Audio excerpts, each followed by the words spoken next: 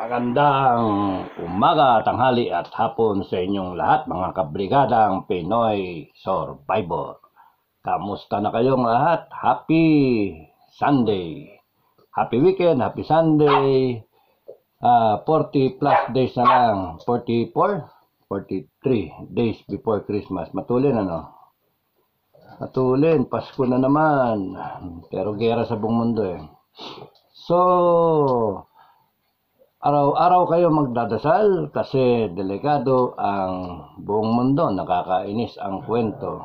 Okay, nakakaano eh. Kaya nga ayoko mag-vlog dahil sa baka makadagdag ako sa fake news na kumakalat. pati ako fake news. Okay.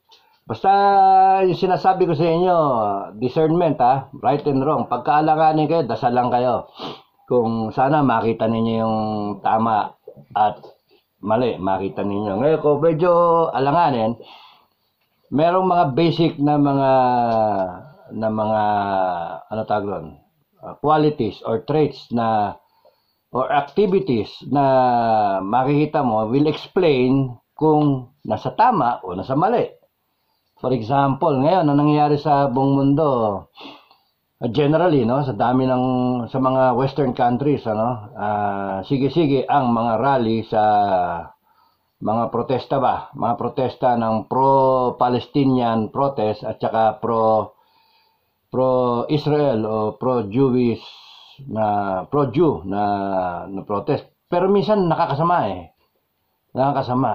nakakahikayat na sumali ka para to be counted as one sa mga nagrarally na against the sinasabi na quote-unquote na narrative sasabihin ko narrative.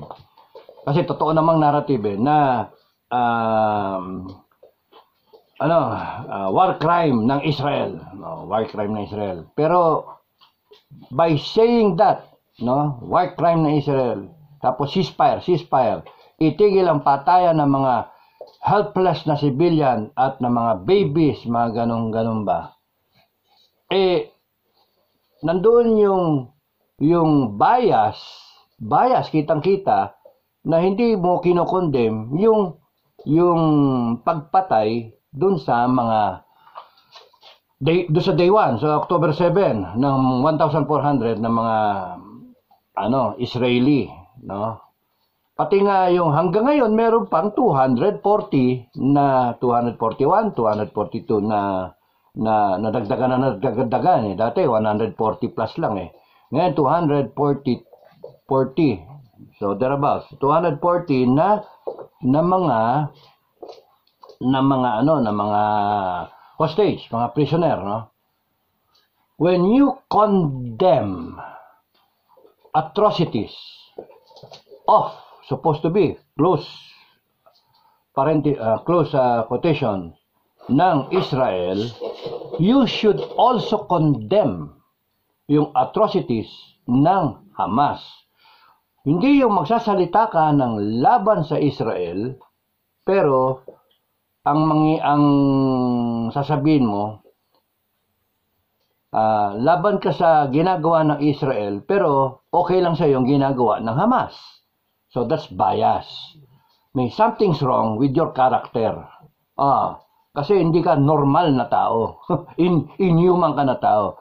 Kung dapat yung narrative na sinasabi na pagka tinanong yung mga ano yung tingin mo sa October 7? Do you condemn what happened in October 7? Mga pinutol yung ulo ng mga bata, nilagay sa oven habang nire-rape yung nanay nila, pinatay yung lalaki, yung point blank sa ulo, etc. Messy. So sinunog pa yung bahay. Isipin ninyo, mga kabrigada, kung sa pamilya ninyo ginawa. Kung kunyari may nagwala sa bakuran ninyo ngayon, na nakunod, huwag mangyari, nakunod, biglang may maghurumentado, and then galit na galit kayo. So ilagay niyo sarili ninyo dun sa paanan ng Israel. Ilagay niyo mali yung ilalagay mo yung paanan mo dun lang sa Palestinian. Na kung titignan ninyo, kung iwewe ninyo, mas mas ano, teka, doon muna tayo doon sa una ko sinasabi. Alisan natin yun, ha? Na, if you condemn actions of the Israeli Defense Force, you should also condemn actions ng Hamas. Hindi yung selective. Tapos nakalimutan mo na.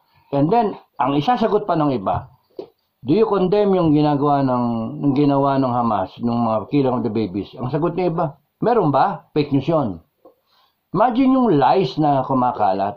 Kaya huwag kayong magpapadala sa mga kasinungalingan o sa mga fake news. Kung ayaw nyo maniwala sa akin, good luck. Hindi ko kayo pipilitin. Good luck. Sabi naman ng Diyos natin, sinabi sa Christianity, these things have to happen. There will be wars and rumors of wars, but do not be alarmed. These things have to happen. For nations will rise against nations, kingdom against kingdom. Ibig sabihin, mas gagrabe pa to. And nakikita nyo naman, nagpo-polarize. Pero may pattern. May pattern na nag-emerge. At itatay up ko sa atin, sa Pilipinas. Okay. So, yung lahat na nangyayari sa mundo, kung titignan nyo on a macro level, kung titignan niyo on a macro, no? Nandun kayo, ka-helicopter kayo, titignan nyo ganyan, ibabaw. Kapit kayo, baka mahulog kayo. Kasi pagka gumaganyan yung helicopter, minsan gusto mong mahulog no? Kaya dapat tawag doon, nakasling ka no sa chopper. Meron naman na na hinaharang yung gunner doon Anyway, kung titingin kang ganyan sa ibabaw, makikita mo mas malaki yung vision mo.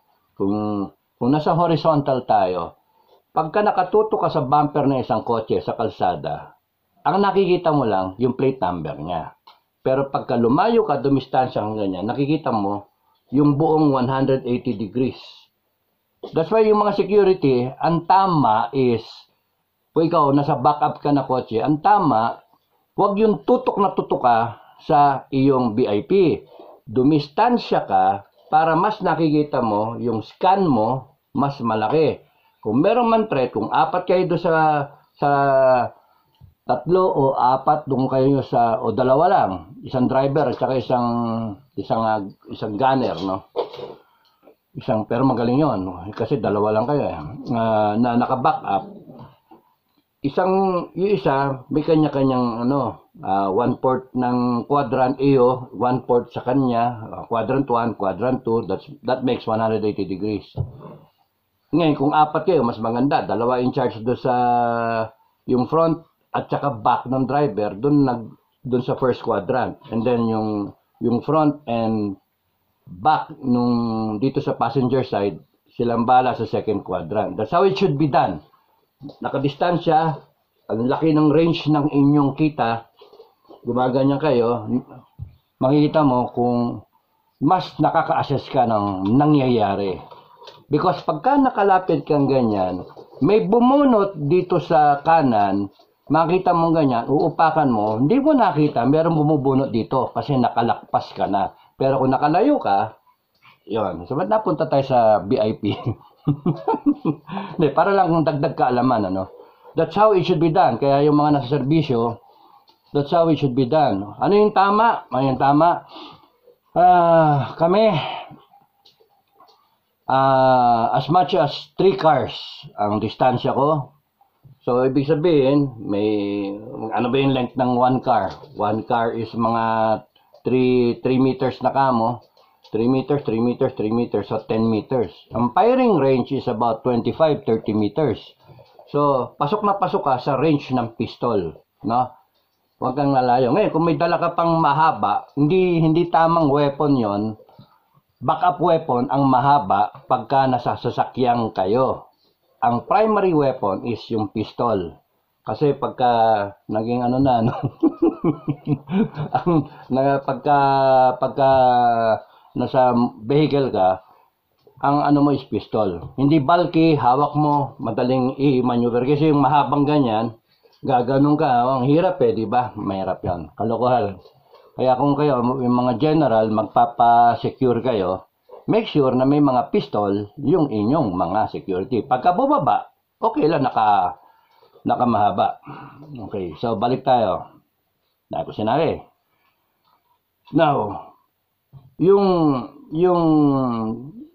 advantage na sinasabi ko sa inyo, it gives you a better perspective of what is happening.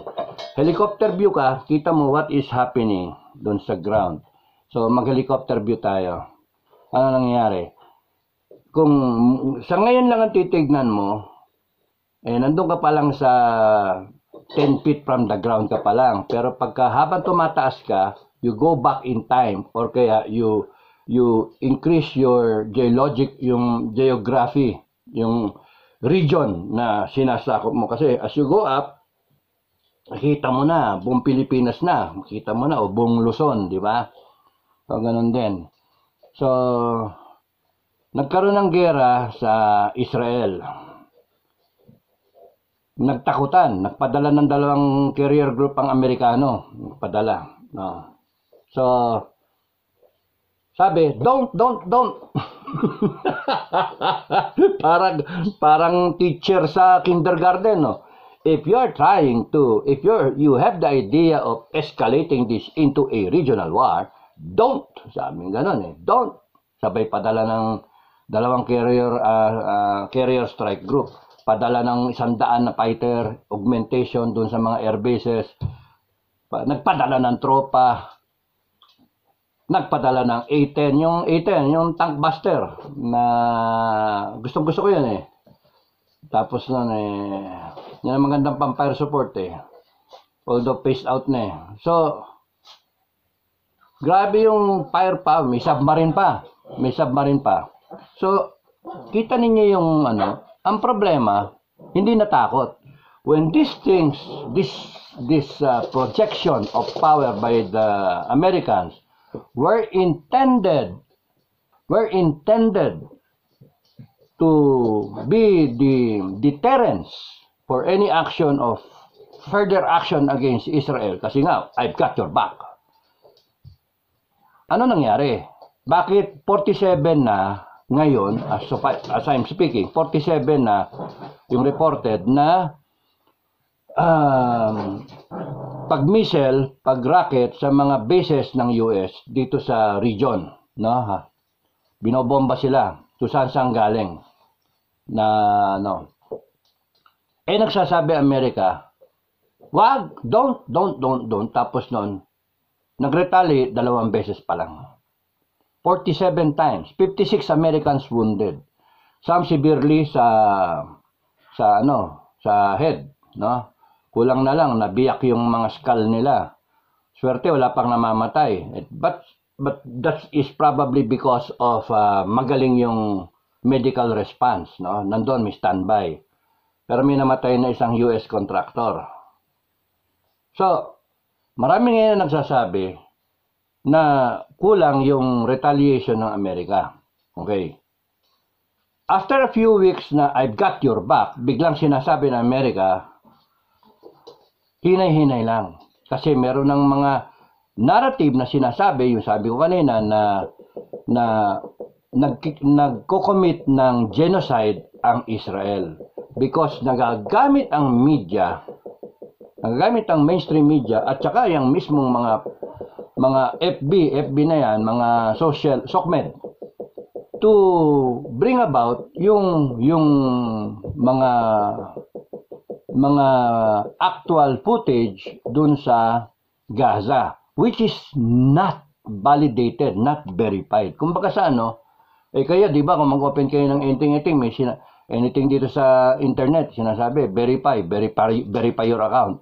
Ito, kung sinabi ng Health Ministry na 500 ang casualties doon sa pagbomba ng ospital at Israel ang bumomba, ayun, 500. Intentionally pinasabog. Kumalat yon.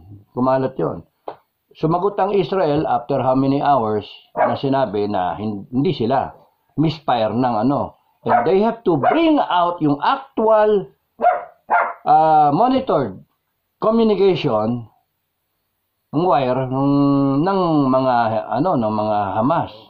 So you see, may nangyayari talagang labanan, actual ground warfare and yung actual warfare and warfare sa sa psychological warfare. Okay.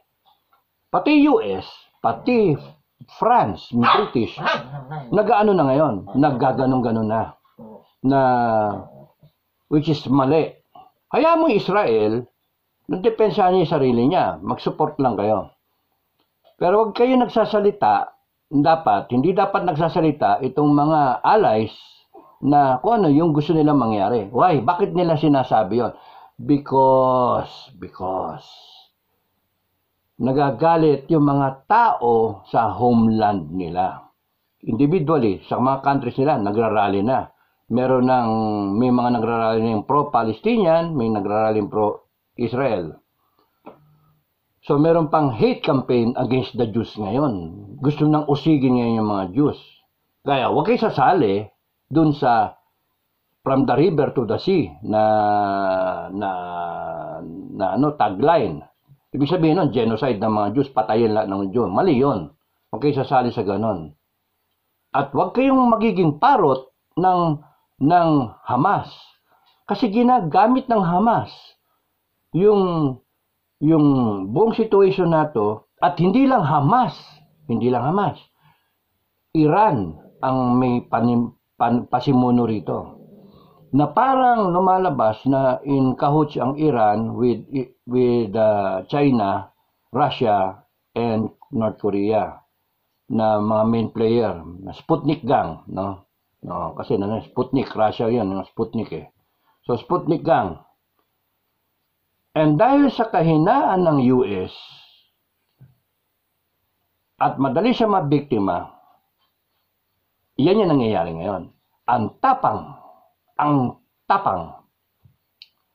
ng kilos ng Hezbollah, Hamas, at ng mga other Iranian-backed organizations. When in fact, the two carrier groups, and pwede pang dagdagan pa ng dalawa, as I understand, meron pang naka-standby na dalawa eh. Kayang burahin ang isang continent. Kayang with the firepower, kayang burahin ang isang continent.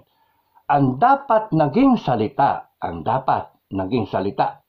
action if you're going to have an escalation ladder, wag mong iisipin na baka maging regional war.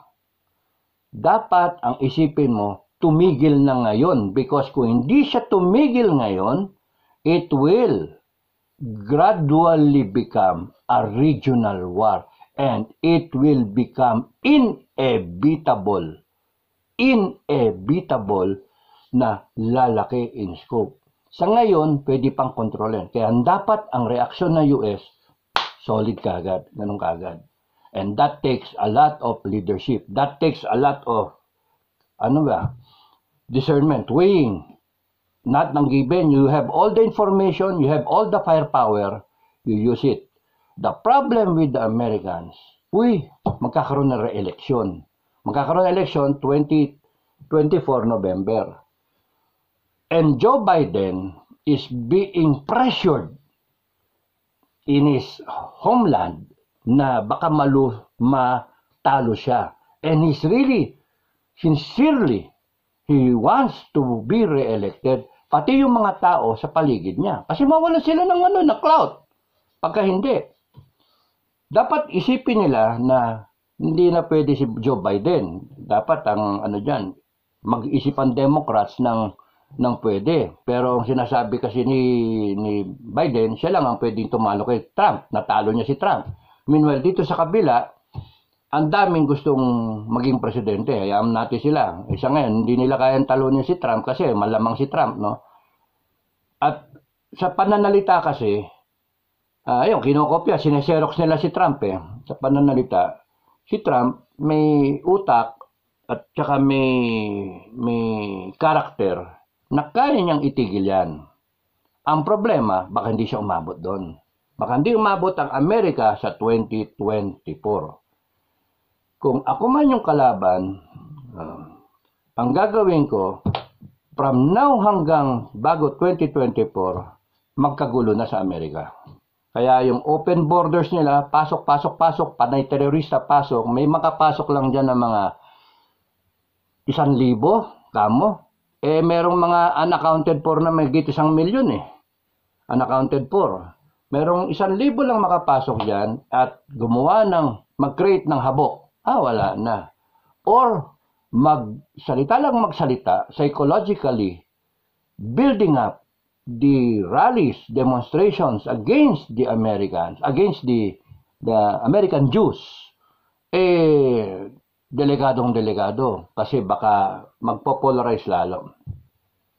Ganon din sa Britain, ganon din sa France.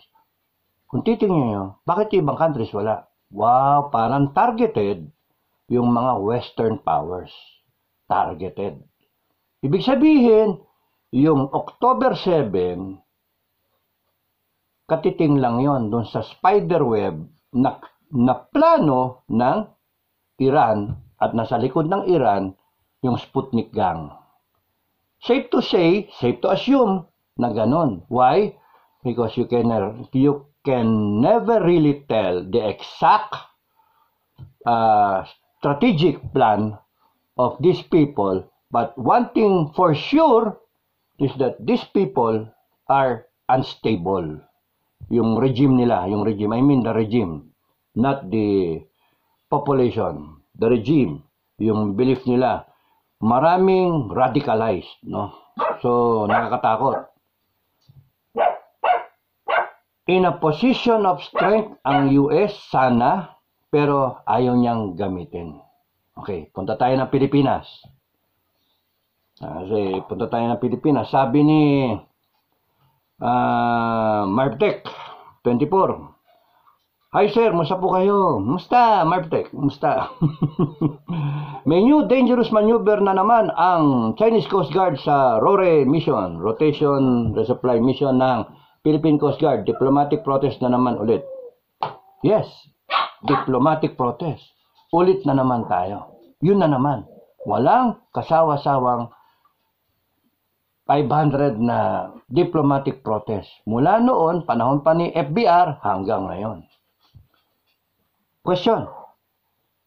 Ginagaya ba natin ang playbook ng Amerika? Defense officials, ginagaya ba natin yung playbook ng Amerika? Ginagaya ba natin o nadidiktahan ba tayo kung ano yung magiging kilos natin? Kasi mga sir, yung nakikita ninyo unfolding right before your eyes, Israel na napakalakas, malakas na army, IDF, they have all the missiles, they have nuclear power, which they can use anytime. Yun yung kung ayaw ng Amerika, sa tingin ko, ang gagamit, Israel. Kung ayaw ng Amerika, Israel baka ang gumamit ng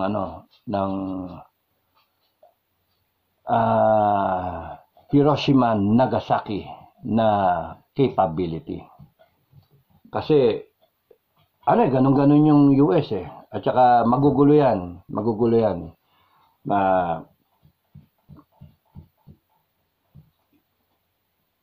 Ayaw mag-project nandyan yung power pero ayaw gamitin. Nandyan yung deterrence pero question mark, nakaka-deter ba? Hindi eh. The action or inaction for that matter is resulting to an invitation of further escalation. Mahina akong klase. Upakan niyo pa. 56 Americans wounded. Nandun nan, nakatay. Dapat yun, unang-una pa lang. Wala pang wounded na Amerikano. Unang-unang missile pa lang. Kasi nagpadala ka ng 2 carrier group, sinabi, don't. Umupak sila, sinubukan ka eh. Pero sumagot ka, wala. Tapos, nung nag-46 na, o 40-something, 42 yata, nung nag-strike ang US, ng airbase, airbase, na bodega, ng munitions, kuno. Wala epekto yung effect. Hindi natatakot yung head of the snake. Pero sayang, dapat dyan ang naging dyan, tapos kagad dyan eh. tapos kaagad yan. Isang salita mo na, kung confirm mo yung information na Iran is behind all of these people, I'm giving you 24 hours. I'm giving you 24 hours. Hindi, upak muna. Boom ko na. Boom. Burado yung yung leadership ng Iran. Burado. Wala na. Oh, next in line, sino? Sino yung tamok yun na susunod ngayon niya? Nawala yung si Ayatollah, nawala eh. Oh, tapos nun, burado yung niya. Yung 3 million barrels of crude oil. Capability niya. Wala na. Araw-araw, nagbebenta siya ng ganon. Gibain mo, boom, yung oil infrastructure, giba, boom. Isang strike. Sabay-sabay. Ubos.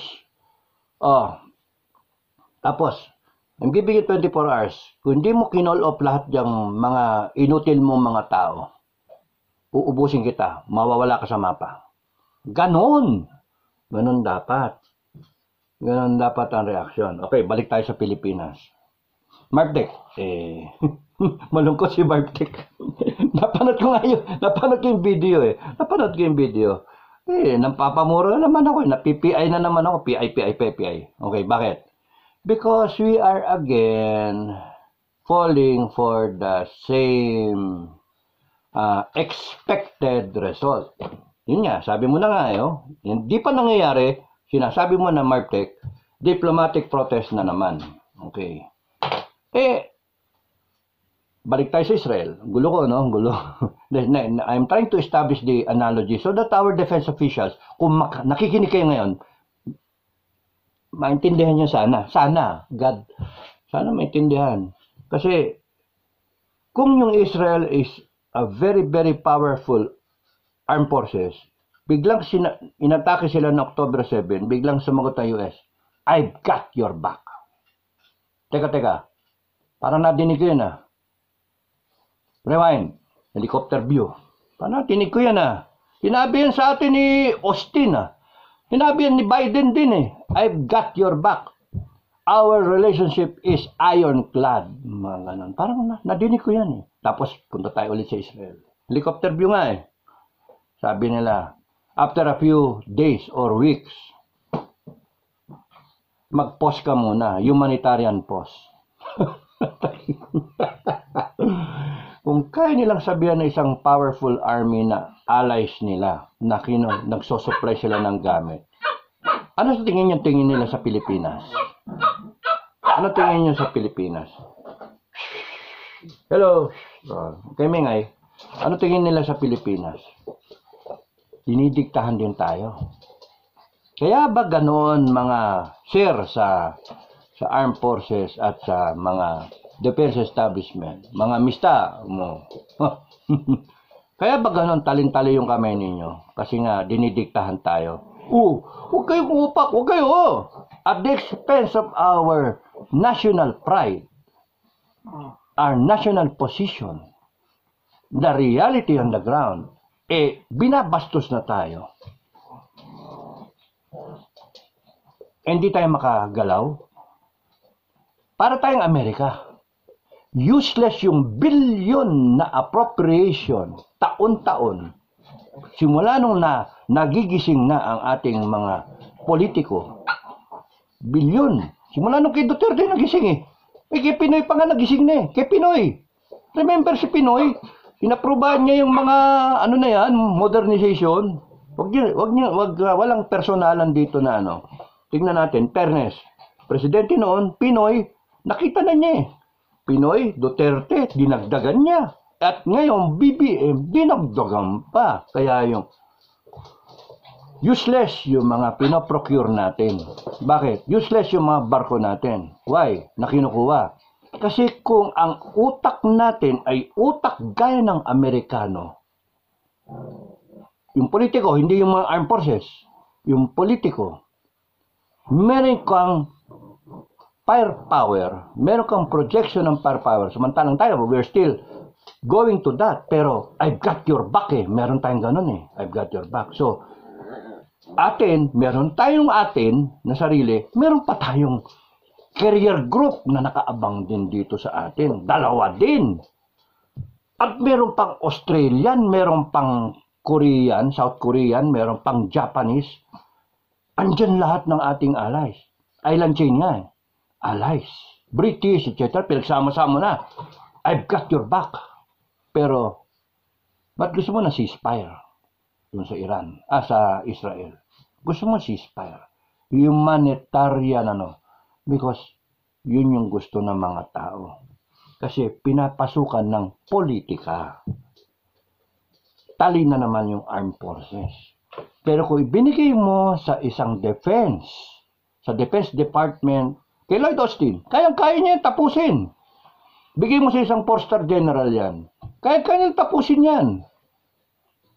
Pero, pinapasukan kasi ng mga politika. Why?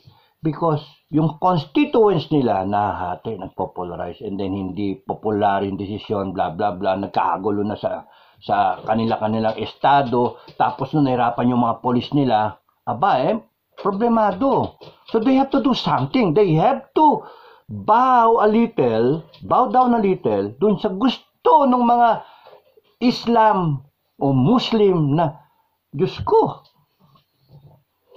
saan ka nakakita? Sinerbe, 70+ percent ng Muslim American o ng British, 70-something percent ng Muslim British. Muslim sila primarily. And then 20% something lang ang British first sila. Teka muna, i-deport nyo lahat. Tanggalin nyo lahat yung niyan. Tanggalin nyo lahat ng...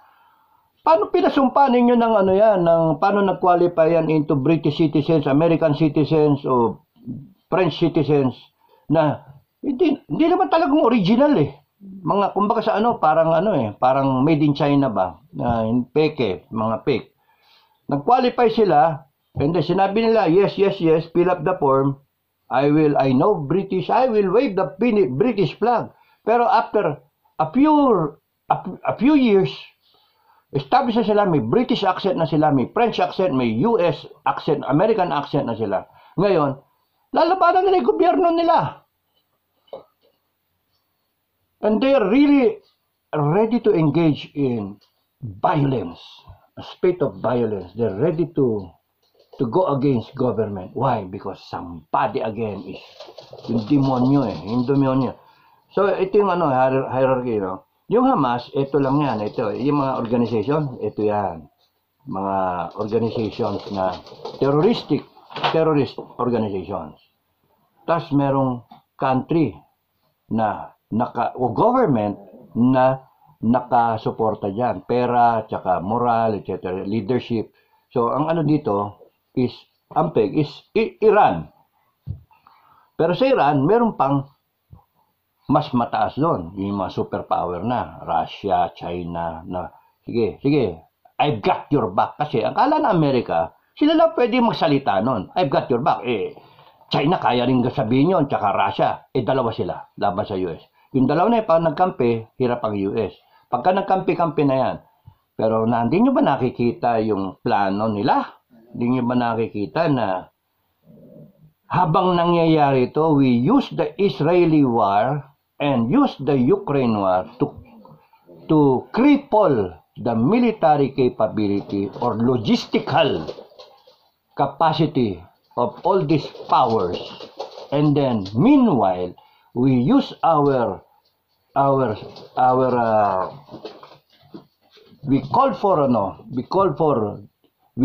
we weaponize our religion, Islamic Jihad. Tawag tayong ganyan para mag-rally-rally na. And then, individually, sa bawat homeland, itong mga Western powers na to, magkaroon ng gulo. Sila mag-instigate ng gulo. Bombings, killings. Wala, gulo, di ba? So, itong mga countries na to, so may mga terorista dito, mga bobo na estudyante sa pinakailalim nga, no? Sila yung nagagamit media kasama dyan. Nagagamit sila for an end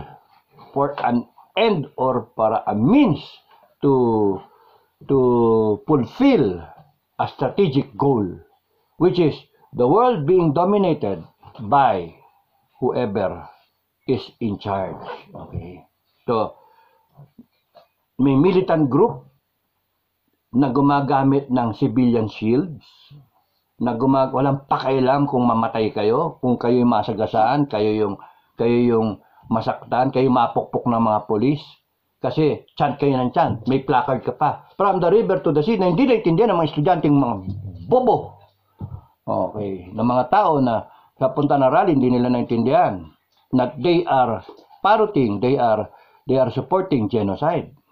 And yun yung hanggang sa pinakaitaas, si Satanas, which is Bible prophecy that he's running out of time. Kaya sinasabi ngayon ni Satanas, sa kilos, nakikita mo sa nangyari, helicopter view, nakikita mo, parang it is time. It is time. Unahan natin yung pagdating ni Kristo.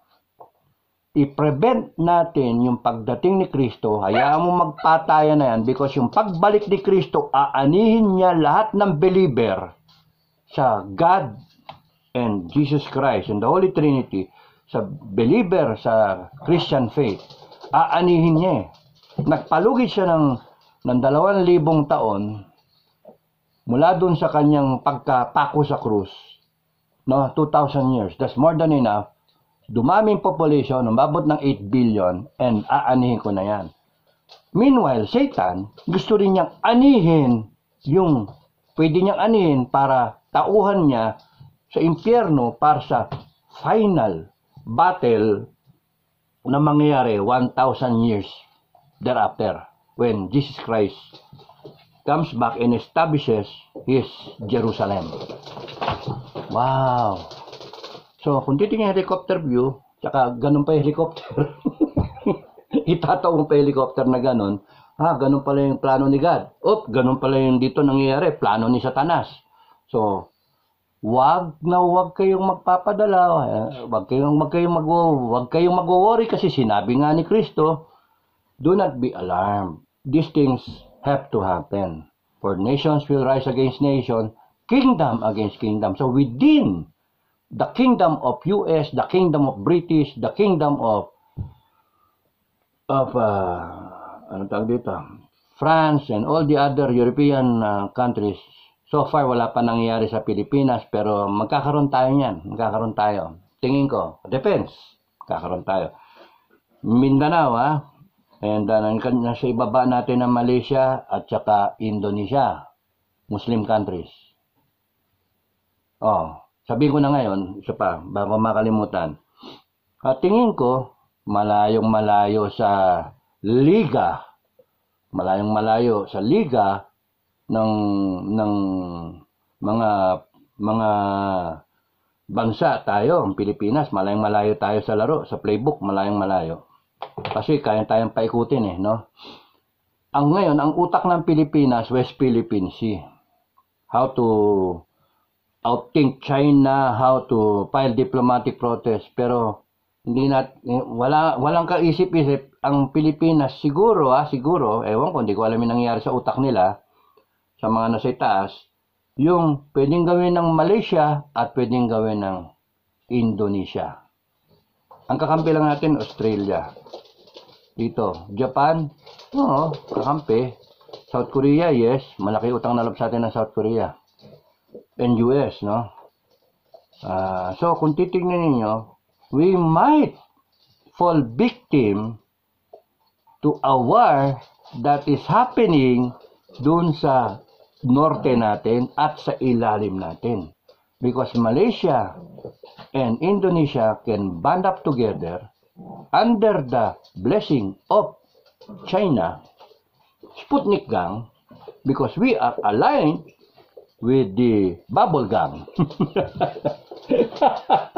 Panay ampaw ba? Panay ampaw. Bubble gang tayo Panay forma di ba? Panay forma. Pagputok na, wala naman laman pala. Forma. We're trying to acquire so many defense assets, but ngayon pa lang nakikita na useless. Useless. Kasi, paulit-ulit, nakikita nyo naman, testimonya ang kilos ng Coast Guard natin. Alam nyo ba, nung pinanood ko yan, shit ako ng shit, excuse me shit ako ng shit. Shit, gano'n. Shit ako ng shit. Tapos nun, PI ako ng PI. Tapos nun, lumapakali sa upuan ko, mura ako ng mura. Tapos sinasabi ko, sara na lang yan, Coast Guard. Nakakaya talaga naman nakakaya. Wag nang aminin. Coast Guard. Saka nakakita, Chinese militia ang humaharang sa inyo. Sinabi ko, nakinig sana kayo ito sa una kong vlog. Like, share, subscribe. Like, share, subscribe. Kung nag-subscribe kayo, Coast Guard, sa una kong vlog, sinasabi ko ang susunod dyan, una nakagilid-gilid lang yung yung mga Chinese militia. Dadating yung araw na sila mismo nakaharang na sa'yo at dami nila at wala rin kayong gagawin because ginagaya nyo yung template ng Amerika. Takot na mag-escalate and in doing so, lalong mag-e-escalate. And by that time, wala na because maliwanag na. Ang tinransmit natin, duwag tayo. Lumalakas ng loob ang China hindi dahil sa dami ng barko nila. Lumalakas ang loob ng China di dahil sa lakas ng PLA. PLA ba? People's Liberation Army ng China. Hindi dahil doon. Lumalakas ang loob nila because nakikita nila sa araw-araw at sa bawat resupply mission, duwag tayo. Calculated nila ang maging reaksyon natin, diplomatic protest. Kanino kayo magdi-diplomatic protest? Sa UN?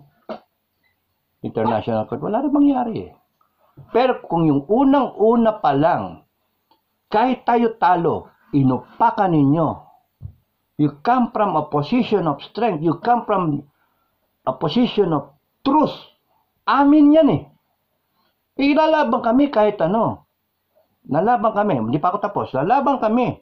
Kahit kakarag-karag tayo. Konting imagination, mga commander.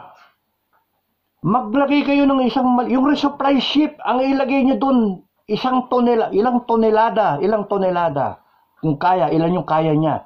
Ng C4, ilang tonelada. At ibangga ninyo talaga sa CCG. Di nakaganti kayo. Nakaganti tayo. Kasi, and then our president, whoever the president is, our politicians, whoever you are, should come from a position na coordinated kayo, a position of strength. Hindi yung kanya-kanya kayo salita na dahil sa magkakaroon ng eleksyon o dahil sa merong midterm na coming o dahil sa putragis, palpak tayo Kanya-kanya tayong kanya-kanyang dama. Ganon din ang Amerika. Ginagaya natin Yun yung norm. Ginagaya natin. Useless yung dalawang aircraft carrier. Can sink a whole continent.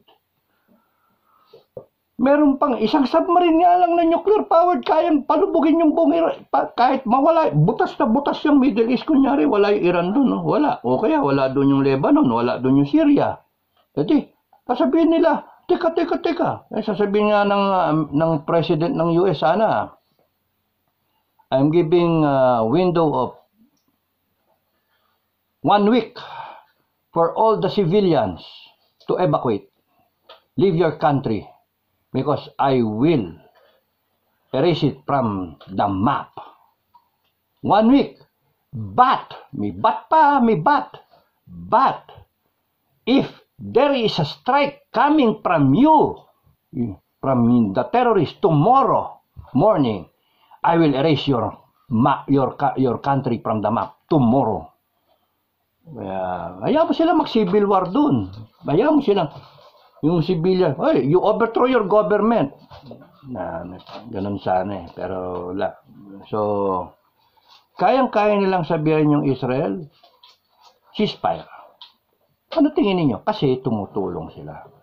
kung ang malakas na country gaya ng Israel na kayang dumepensa sa sarili niya, ang kailangan lang niya supplies, kailangan lang niya moral support from the Western powers. Kayang-kaya nilang gawin niya sa Israel, pinipresyo nila. Ano tingin niyo sa atin, sa Pilipinas? Na kaput, walang walang That's why, makakakilos ba tayo sa West Philippine Sea? Hindi. You do not expect. Now, ano yung tamang gawin dapat sa West Philippine Sea? Sa akin? Sample. Ngayon, kung tatanggapin ninyo, mga taga-defense, Taga-defense. Kung tatanggapin ninyo, like, share, subscribe kasi kayo. Subscribe kayo kasi para naabutan nyo yung and click the notification bell kaya mga taga-defense. Bakit? I might say something na worth listening to. I don't care kung ano sabihin ninyo Wala naman ako sa serbisyo, wala naman ako sa posisyon ninyo Kayo, sinusweldong kayo ng gobyerno. But it is your responsibility, mga kabalyero. It is your responsibility na tumatanggap kayo ng sahod Sabi, gawin nyo yung tama, mag-properly kayo. For love of country, For love of the Filipino people. Kung ang iniisip ninyo takot na takot kayo mag-escalate yan. Okay, tatanggapin ko yon. Tatanggapin ko. Hindi natin kaya mag-escalate yan Ang sabi ko sa previous vlogs, like, share, subscribe, na pagka merong gera nga sa Ukraine at may gera pa sa Middle East na tinotaunt nila anong tawag doon? Yung inaano mo, yung parang binubuska mo ang US na sumali. Kasi pagkang US sumali, nagput ng troops on the ground, yun yung hinahabol nila para mag-rally yung mga tao sa US mainland. Okay? Or pagka mag-strike siya, makialam ang China at Russia at saka North Korea. Okay? Pero dahil sa kabagalan ng kilos at yung gaganong-ganon, nag-form yung alliances as it is happening. Nagkakausap-usap sila. Pero kung umpisa pa lang yung unang-unang atake sa Amerika, sa military base ng US o kaya sa military personnel ng US, nandun na yung aircraft carrier bumanat ka agad. Tapos ang buto-buto. Kasi kung may intel kayo, Iran, and then next, ang susunod dyan na salita, sige, umulit pa kayo. Sige. You tell the Hamas to stop bombing, to sending rockets to Israel. You tell them. And let Israel do their thing. Tapos nun, dito sa Yemen, yung mga Houthi, tapos nun yung Hezbollah. Huwag kayo makialam, huwag kayo mag-send. Pagka nag-send pa kayo, kahit isang rocket lang, burado ka na. Takutan tayo Sige, tatapang ninyo. Sino pinagmamalaki mo? Russia at China? Because nga, that is, you do not be in a position of power. You do not be in a position heading your country if you cannot use that power. Takot na takot ka na mag-escalate. Because yung paggawa mo ng ganon, yung kilos mo na ganon, lalo mag-escalate. Ngayon, sinachallenge nga yung saan nga makakita, nagrarally na sa Amerika Dapat nga, hulihin na yung mga yan Hulihin na yung mga nagrarally There are laws, existing laws. All you have to do is implement the law. If there are policemen who do not want to implement the law or they are siding, tanggalin nyo sa serbisyo, imbestigahan. Pero sa akin yan, I'll call in the National Guard Gusto nyo ng talagang I'll call in the National Guard o kaya magsalita ako na makakita ng rally, automatic hulihin Lalo na yung grabe. O kaya maglagay ka lang ng specific area kung saan mag-rally. Pero the rallies are intended kasi, the rallies are intended to paralyze sa day-to-day activities ng country. Kita niyo yun? Yung nandun sila sa kalsada, nandun sila sa harap ng sarado nga yung Grand Central. Sarado sa US. Kaya nga, okay. So, expect it to escalate. So, ano yung helicopter view dito sa atin, sa Pilipinas? Expect it to escalate also. Now, yung sinasabi ko, tanggapin ko, sige, explanation ninyo. Tali yung kamay nyo, sige, okay yan, tali. You do it yourself. Diba? Hindi natin kaya lumaban. Ngayon pa, sasabihin nyo yun. Nandiyan nga yung US, I've got your back nga, sinasabi. Nandiyan yung Japan, nandiyan yung Australia. Ang daming gustong magpatrolya. Tapos iniisip ninyo, mag-resupply. Sasama sila sa resupply. Nakakaya tayo. Kaya, maya kayo. Hindi dapat ganon. Hindi dapat na-involve yung mga ibang country sa resupply mission ng BRP Sierra Madre sa Pampoint. Armed Forces. Resupply yan ng Armed Forces Unit, Navy Unit, Marines. Doon sa BRP Sierra Madre. A Navy ship, BRP Sierra Madre. Still commissioned. Tapos Coast Guard, a civilian entity, ang nagre-resupply, sila yung hinaharap ninyo. Nandiyan kayo, present, supporting distance. O ano ginagawa nyo? Wala! Kaya nga para kayong US, meron pang 2 carrier group dito sa atin. I've got your back, meron kang US, meron kang US saka allies, nasa background, nandiyan yung promotor ng resupply, which is the Armed Forces of the Philippines. Nandiyan yung Navy, nandiyan yung mga fighter jets natin. Wala, hanggang forma lang. Because we are not willing to put down our foot and say, tama na yan. Sila, very brave to say, teritoryo namin yan. Sinasabi ng China, hindi tayo nagpaalam, kaya winoterkaanon tayo. Militia ships, hinaharang yung Coast Guard. Anong credibility meron ang Coast Guard natin sa ating mga Filipino fishermen? Sa anong mga kriminal sa pandagat na Coast Guard, takot na takot sa Chinese militia? Sabi ko nga sampulan nyo. Ngayon, kung ayaw ninyong sampulan, mangyayari yan, paulit-ulit. Wag na, maya na kayong marap sa media. Salita kayo na salita, panay kayo forma, wala naman nangyayari. Lalong gumagrabe. No, dati isang Chinese Coast Guard, 2 Coast Guard lang ang nandyan 2 militia, ngayon ang dami na nila Ay, nako. Balik tayo doon sa iba kong sinasabi. Meanwhile, habang hindi pa tayo handa militarily, sa akin kahit hindi ako handa, upakan ko yan. As an upper class, no? Sorry guys. Courage, integrity, loyalty sa Singsing, no? Sa Bullring. Sa akin yan, kahit wala akong sipin natin, 1995, nung malis ako sa serbisyo, kung ako nandyan, upakan ko yan Kung ayaw ng mga general, kumbinsin ko yung mga general, sabihin ko, sir, ako nang bahala. Bigyan nyo lang ako ng go signal, ako nang bahala. Upakan ko yan. Upakan ko. Kung nagbubuga,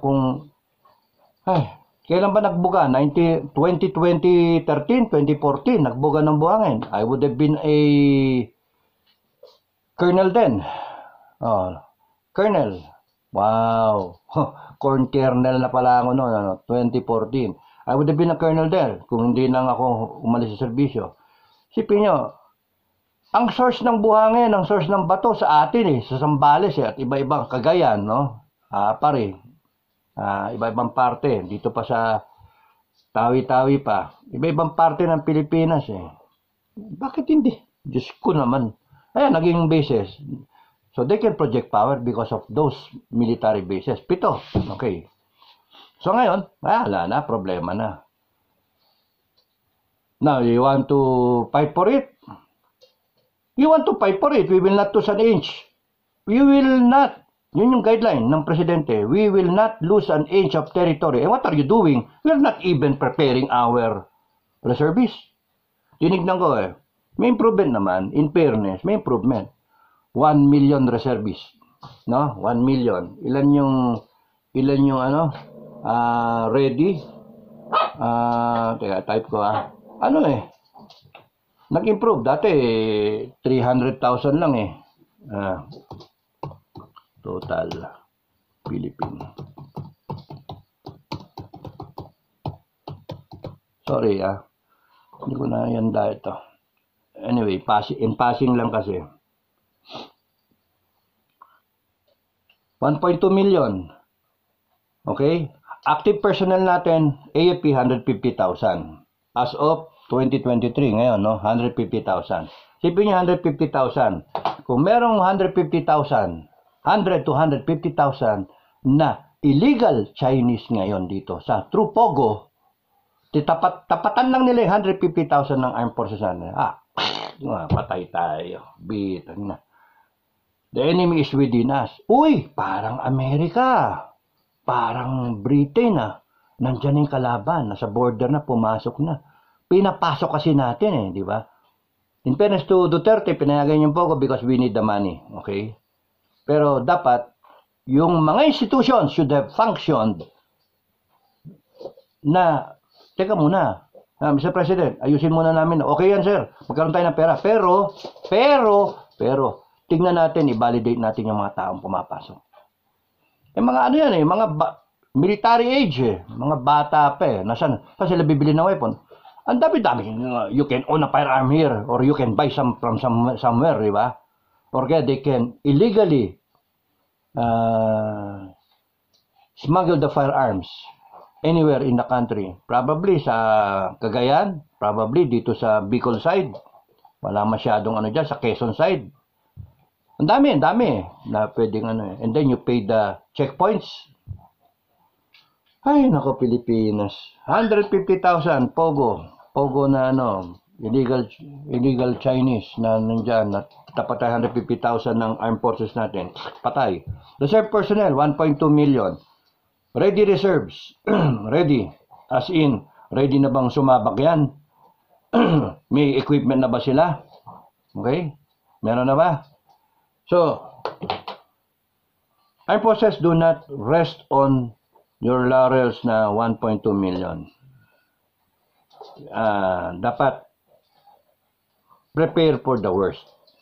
Sa akin nga, kung ilan yung pwedeng able-bodied citizens mo, kung 40 million, turuan na natin. Turuan nyo na. Congress, Senate, pasan nyo na yung ROTC bill, tsaka yung mandatory service na 2 years, parang Israel ba? At saka South Korea, Taiwan. Parang, ano ba ginagawa natin? So that later on, kung magkaroon man ng invasion which is imminent, tignan niyo yung mapa. Ano mas kailangan ng China? Taiwan o Pilipinas? Ako, bias ako Mas kailangan ng China Pilipinas Bakit? Taiwan lalaban Maraming makikialam sa Taiwan. Let it be.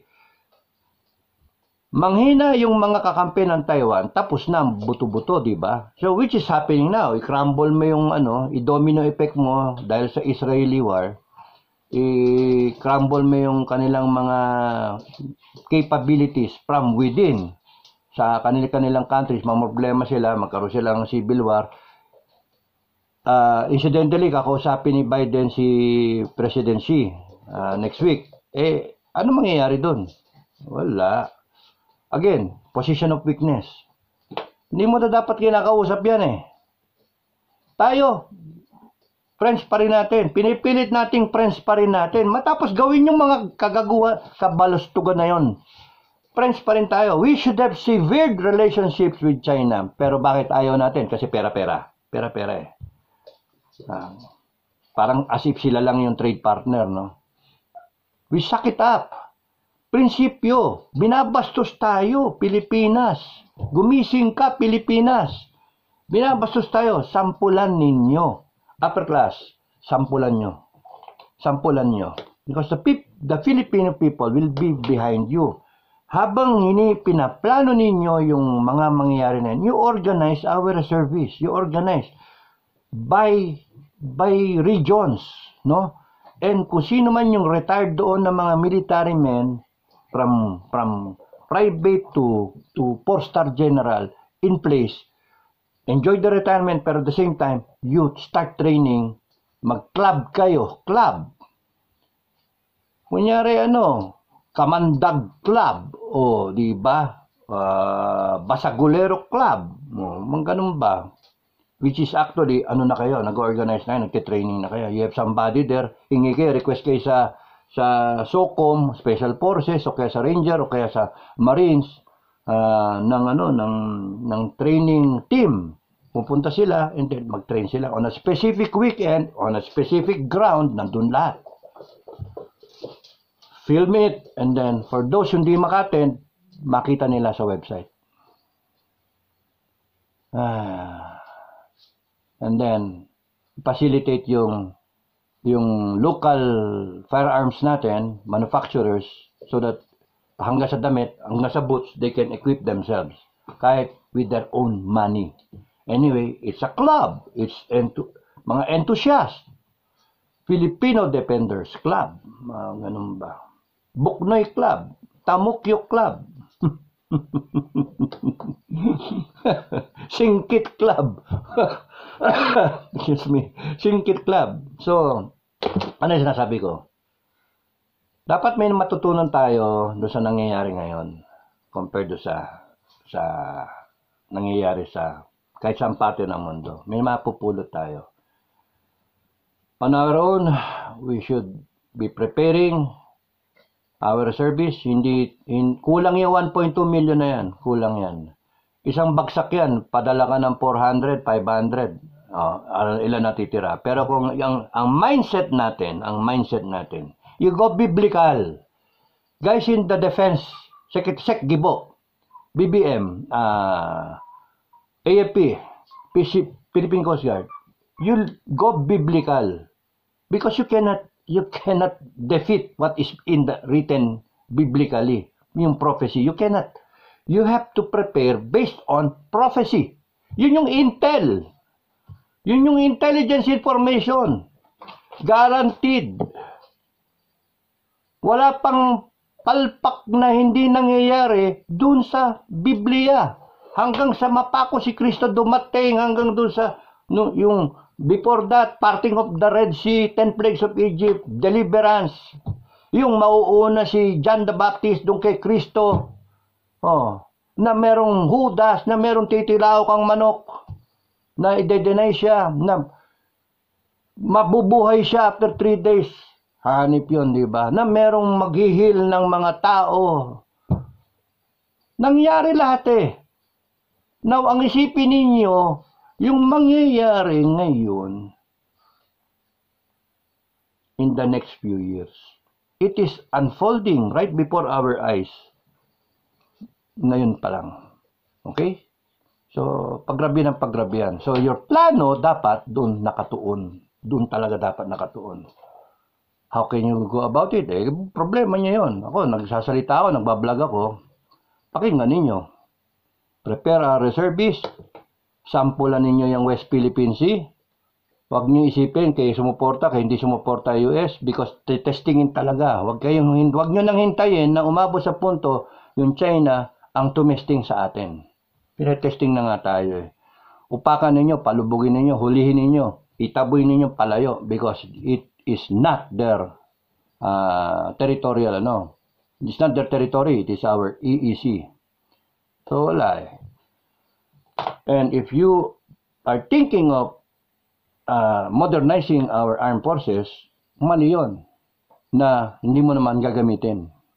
Meron na tayong modernized na armed forces. Meron na tayong capability pero ayaw natin gamitin. Doon pa lang kitang-kita nyo na. And until such time hindi kayo kayang mag-step up and then up the ladder ng escalation and then tumapat tayo, ang project ninyo para tayong ulol na aso. Dapat ganoon ang thinking nila sa atin. Na mas magandang position yun. Kesa yung duwag tayo. Okay? So maraming salamat sa inyong lahat. Ang ganyan lang muna ako. Thank you for listening and I hope na maganda maging Dasal lang kayo. Okay? So happy Sunday. God bless everyone. Bye-bye.